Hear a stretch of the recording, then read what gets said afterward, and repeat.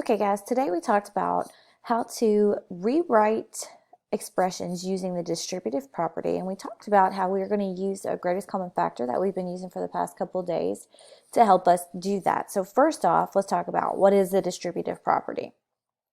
So in class, we talked about that the distributive property gives us this big long mathematical problem. It says A parentheses B plus C equals AB plus AC. So really all that is saying is that we can take whatever's on the outside of the parentheses and we can distribute it, or we can multiply it by everything that's inside of the parentheses, and we'll get the same answer. So for example, for this problem, we took our A and we multiplied it times our B, and we get A times B.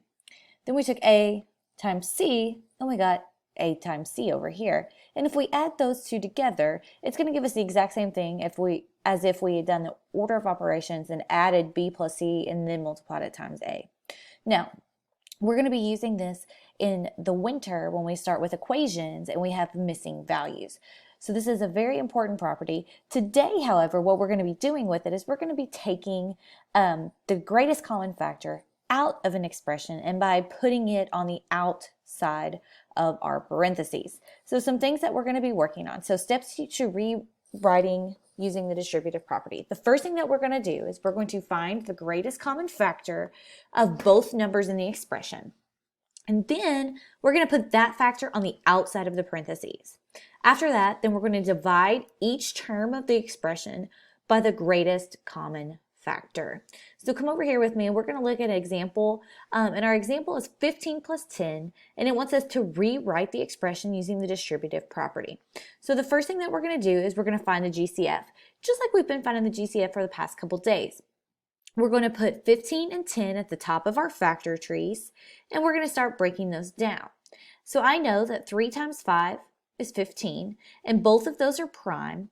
So I'm done. So I'm going to come down here and write out my prime factorization for 15 is 3 times 5. Then we're going to come up here and we're going to do the exact same thing for 10. I know that 2 times 5 is 10. They're both prime, so we're done. Now, later, our examples are going to get a little more complicated, so hang with me. So I'm going to write out my prime factorization for 10, and that's 2 times 5. Now, we've got to go through and see what they shared to figure out their greatest common factor. They do not share a 3. They don't share a 2. However, they do share a 5.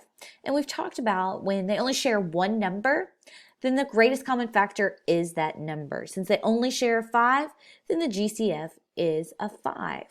So that's what we've been doing. That's nothing new. We find the greatest common factor.